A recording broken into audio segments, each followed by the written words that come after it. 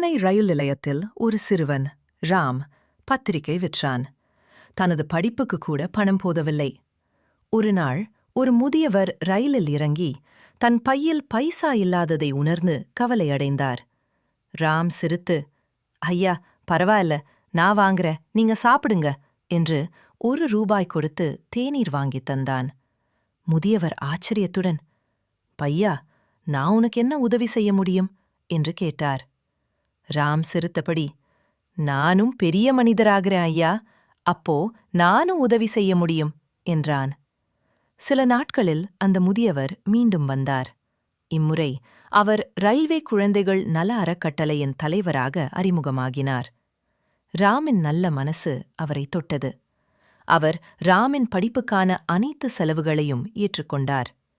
ராம் படித்து பெரிய அதிகாரியாகி பின்னர் அவனுக்குப் போல ரயில் நிலையத்தில் வேலை பார்த்த பல குழந்தைகளை கல்வி கொடுத்தான்.